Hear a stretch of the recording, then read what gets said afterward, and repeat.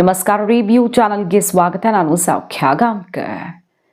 ಕೈ ಮಿನಿಸ್ಟರ್ ವಿರುದ್ಧ, ಕರ್ನಾಟಕದ ಪ್ರಭಾವಿ ಮಂತ್ರಿಯ ವಿರುದ್ಧ ಸ್ಫೋಟಕವಾದಂಥ ಸೀಕ್ರೆಟ್ ತೆಗೆದ ಅದೇ ಕಾಂಗ್ರೆಸ್ನ ಶಾಸಕ, ಸೆಷನ್ನಲ್ಲೇ ಇದನ್ನು ಹೇಳೋಕೆ ಹೊರಟ ಕೈ ಶಾಸಕ, ಸರ್ಕಾರಕ್ಕೆ ಭಾರಿ ಆಘಾತವನ್ನು ಕೊಟ್ಟ ಕಾಂಗ್ರೆಸ್ನ MLA ಯಾರು, ಏನು ಕಥೆ, ಏನೆಲ್ಲ ನಡೆದಿದೆ ಹಾಗಾದರೆ ಸರ್ಕಾರದಲ್ಲಿ ಡೀಟೇಲ್ಸ್ ಇಡ್ತಾ ಹೋಗ್ತೀವಿ. ಸರ್ಕಾರಕ್ಕಿದೆಂತಹ ಪರಿಸ್ಥಿತಿ ಬಂತು. ಪ್ರತಿಪಕ್ಷಗಳು ಅಕ್ರಮವನ್ನು, ಹಗರಣವನ್ನು ಬಿಚ್ಚಿಡೋದು, ತೆರೆದಿಡೋದು, ದೂರು ಕೊಡೋದು, ರಾಜ್ಯಪಾಲರಿಗೆ ದೂರು ಕೊಡೋದು, ಇಂಥದ್ದೆಲ್ಲ ನೋಡ್ತೀವಿ.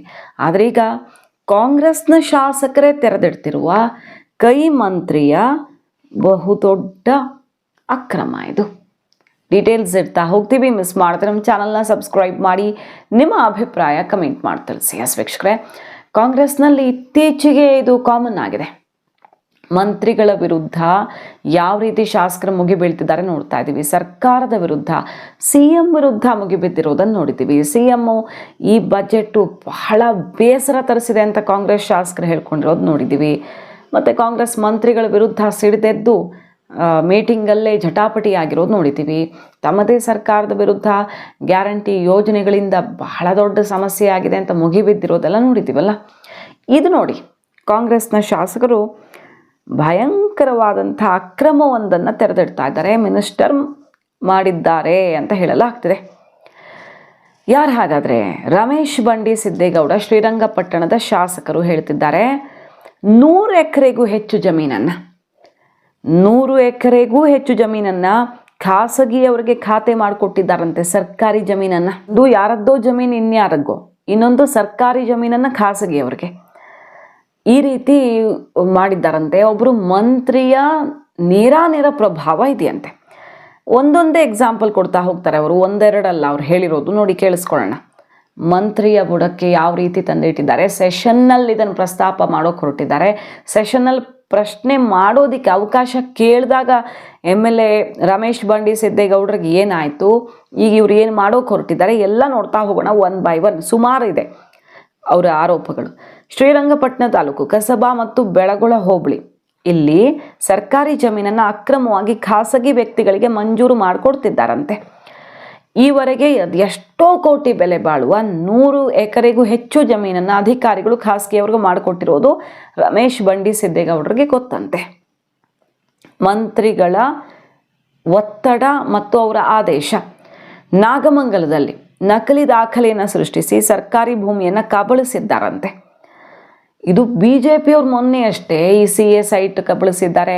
ಸರ್ಕಾರಿ ಭೂಮಿಯನ್ನು ಕಾಂಗ್ರೆಸ್ಸು ತನ್ನ ಕಚೇರಿಗೆ ಬೇರೆ ಬೇರೆದಕ್ಕೆ ಬಳಕೆ ಮಾಡಿಕೊಂಡಿದೆ ಅಂತೆಲ್ಲ ಮುಗಿಬಿದ್ರು.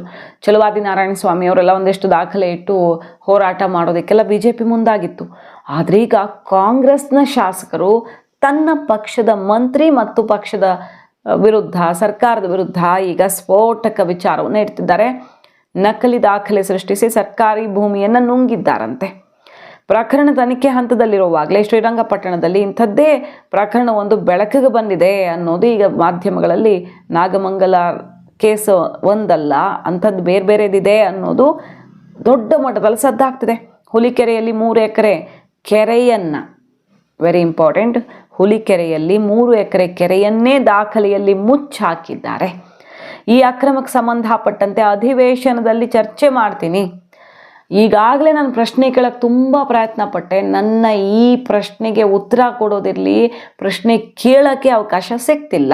ಆದರೆ ಬಿಡಲ್ಲ, ನಾನು ಇದನ್ನು ಸದನದಲ್ಲೇ ತೆಗಿತೀನಿ ಅಂತಿದ್ದಾರೆ. ಜಿಲ್ಲಾಧಿಕಾರಿಗಳಿಗೂ ಮಾಹಿತಿ ಕೊಟ್ಟಿದ್ದು, CMಗೂ ದೂರು ಕೊಟ್ಟಿದ್ದೀನಿ ಅಂತಿದ್ದಾರೆ. ಮೈಸೂರಿಗೆ 5 ಕಿಲೋಮೀಟರ್ ಸಮೀಪ ಇರೋದ್ರಿಂದ ಇಲ್ಲಿ ಭೂಮಿಯ ಬೆಲೆ ಸಿಕ್ಕಾಪಟ್ಟೆ ಇದೆ. 2.5 ಕೋಟಿ ಹೆಚ್ಚು ಕಡಿಮೆ ಬೆಲೆ ಬಾಳುತ್ತೆ. ಇದನ್ನು ಅಕ್ರಮವಾಗಿ ಕಂಡವ್ರಿಗೆ ಖಾತೆ ಮಾಡಿಕೊಡ್ತಿದ್ದಾರಂತೆ. ಅದು ಒಂದು ದಿನದಲ್ಲಿ ರಾತ್ರಿ ಬೆಳಗಾಗೋದ್ರೊಳಗೆ ಎಲ್ಲ ಮುಗಿದೋಗುತ್ತಂತೆ. ಯಾರ ಪ್ರಭಾವ ಹಾಗಾದರೆ? ಯಾರಿದ್ದಾರೆ ಇದರ ಹಿಂದೆ? ಭಾವಿ ಮಂತ್ರಿನೇ ಒಬ್ಬರಿದ್ದಾರಂತೆ. ರಮೇಶ್ ಬಂಡಿ ಸಿದ್ದೇಗೌಡರು ತನ್ನದೇ ಪಕ್ಷದ ಸ್ವಪಕ್ಷೀಯ ಸಚಿವರ ವಿರುದ್ಧ ಈಗ ಸರ್ಕಾರಿ ಜಮೀನು ಗುಳುಂ ಮತ್ತು ಬೇರೆ ಬೇರೆಯವರಿಗೆ ಖಾತೆ ಮಾಡಿಕೊಟ್ಟ ಗಂಭೀರ ವಿಚಾರ ತೆಗೆದಿದ್ದಾರೆ. ಸಚಿವರು ಒತ್ತಡ ಹಾಕಿದ್ದಾರಂತೆ ಸಿಕ್ಕಾಪಟ್ಟೆ. ಪಾಂಡವಪುರ AC ಶ್ರೀನಿವಾಸ್ ಗೌಡ ಸರ್ಕಾರಿ ದಾಖಲೆಗಳನ್ನು ತಿದ್ದಿ ಒಂದು ದಿನ ಕಳೆಯೋದ್ರ ಒಳಗಡೆ ಬೇರೆಯವರ ಜಮೀನನ್ನು ಇನ್ನೊಬ್ಬರ ಖಾತೆಗೆ ಮಾಡಿಸ್ಕೊಟ್ಟಿದ್ದಾರೆ.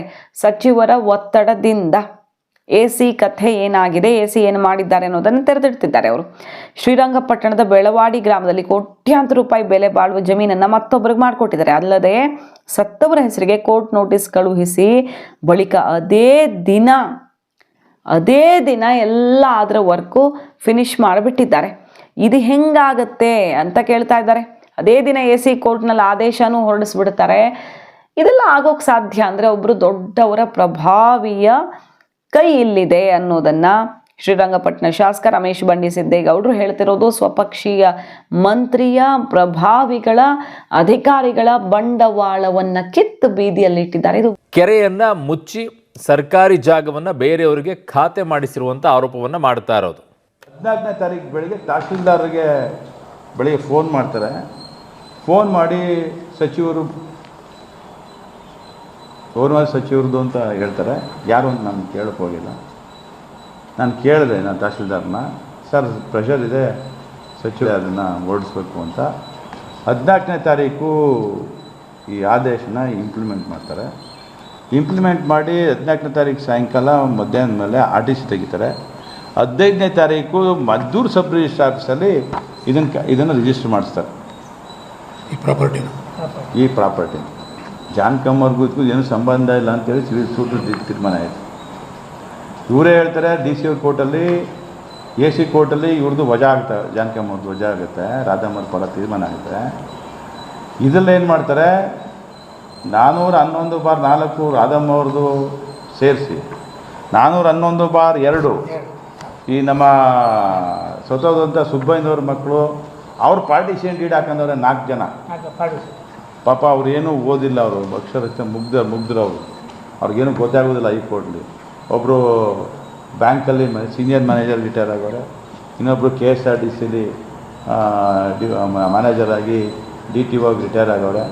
ಪಾಪ ಅವ್ರಿಗೆ ಮುಗ್ಧರು, ಏನು ಗೊತ್ತಾಗೋದಿಲ್ಲ, ಅಕ್ಷರ ಜ್ಞಾನ ಇಲ್ಲ ಅವ್ರಿಗೆ. ಸರ್ಕಾರಕ್ಕೆ ನಿಜವಾಗಿಯೂ ಟೈಟ್ ಸ್ಲ್ಯಾಪ್ ಅನ್ನೋ ರೀತಿಯಲ್ಲಿ ಚರ್ಚೆ ಆಗ್ತಿದೆ. ಎಲ್ಲ ಕಡೆ ಇದು ಹೊತ್ತುಕೊಂಡಿದೆ. ಈಗ ಇನ್ಯಾರು ಆರೋಪ ಮಾಡಬೇಕು ಕಾಂಗ್ರೆಸ್ಸನ್ನು, ಇನ್ಯಾರು ಟಾರ್ಗೆಟ್ ಮಾಡಬೇಕು, ಇನ್ಯಾರು ದೂರು ಕೊಡಬೇಕು? ನೋಡಿ, ಸೆಷನ್ನಲ್ಲಿ ಕಾಂಗ್ರೆಸ್ ಮಂತ್ರಿ ಮತ್ತು ಸಂಬಂಧಪಟ್ಟವರ ಬಂಡವಾಳ ತೆರೆದಿಡೋದಕ್ಕೆ ಕಾಂಗ್ರೆಸ್ ಶಾಸಕರೇ ಈಗ ರೆಡಿ ಆಗಿದ್ದಾರೆ ಅನ್ನೋದೇ ಬಹಳ ದೊಡ್ಡ ಬೆಳವಣಿಗೆ.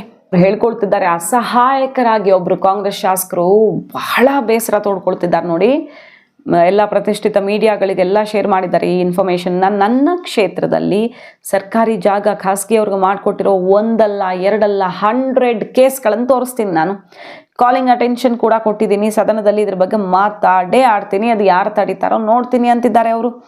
ಧ್ವನಿ ಎತ್ತೋದಕ್ಕೆ ನನಗೆ ಅವಕಾಶನೇ ಸಿಗ್ತಾ ಇಲ್ಲ ಅಂತ ಆಕ್ರೋಶವನ್ನು ಹೊರಹಾಕಿದ್ದಾರೆ. ಕೆರೆ ಮುಚ್ಚಿ ಹಾಕ್ತಿದ್ದಾರೆ, ಪರಿಸರ ಮತ್ತೊಂದು ಅಂತಲ್ಲ, ಎಲ್ಲರಿಗೂ ಹಾನಿ ಇದರಿಂದ, ಜನರಿಗೂ ತೊಂದರೆ ಆಗ್ತಿದೆ. ಸರ್ಕಾರಿ ಜಮೀನು ಜನರಿಗೆ ಬಳಕೆ ಆಗಬೇಕಾಗಿದ್ದು ಗುಳುಂ ಸ್ವಾಹ ಆಗ್ತಿದೆ. ಎಲ್ಲವನ್ನೂ ಕೂಡ ಸೆಷನ್ನಲ್ಲಿ ಹೇಳೋಣ ಅಂದರೆ ಅವಕಾಶ ಕೊಡ್ತಿಲ್ಲ ಅಂತ ಆಕ್ರೋಶ ಭರಿತರಾಗಿ ಈಗ ಮುಗಿಬಿದ್ದಿದ್ದಾರೆ ರಮೇಶ್ ಬಂಡಿಸಿದ್ದೇಗೌಡ ಅವರು. ಸೊ ಎಲ್ಲಿಗೆ ಬಂತು ಕಾಂಗ್ರೆಸ್ನ ಪರಿಸ್ಥಿತಿ? ಈಗ ಕಾಂಗ್ರೆಸ್ ಶಾಸಕರೇ ಬೇಸತ್ತು ಹೋಗೋ ಮಟ್ಟಿಗೆ ಭ್ರಷ್ಟಾಚಾರ, ಅಕ್ರಮ, ಹಗರಣಗಳು ಕೈ ಸರ್ಕಾರದ ಅವಧಿಯಲ್ಲಿ ನಡೀತಿವ್ಯಾ? BJP ಹೇಳ್ತಿರೋದಿಕ್ಕೂ ಇಲ್ಲ ಆಗ್ತಿರೋದಿಕ್ಕೂ ಒಂದಕ್ಕೊಂದು ತಾಳೆ ಆಗ್ತಿದೆಯಾ? ಭಾರಿ ಮುಜುಗರಕ್ಕೆ ಕಾರಣ ಆಗಿದೆ. ಕಾದ್ ನೋಡಬೇಕು, ಆ ಮಂತ್ರಿಯ ಹೆಸರನ್ನ ಹೊರಗಿಡ್ತಾರ ರಮೇಶ್ ಬಂಡಿಸಿದ್ದೇಗೌಡರು. ಸೆಷನ್ನಲ್ಲಿ ಸರ್ಕಾರಕ್ಕೆ ಎಂತಹ ಶಾಕ್ ಕೊಡಲಿದ್ದಾರೆ ಕೈ ಶಾಸಕ ಅಂತ. ಮಾಹಿತಿ ಇಷ್ಟ ಆಗಿದ್ರೆ ಮಿಸ್ ಮಾಡದೆ ನಮ್ಮ ಚಾನಲ್ನ ಸಬ್ಸ್ಕ್ರೈಬ್ ಮಾಡಿ, ನಿಮ್ಮ ಅಭಿಪ್ರಾಯ ಕಮೆಂಟ್ ಮಾಡಿ ತಿಳಿಸಿ. Thank you.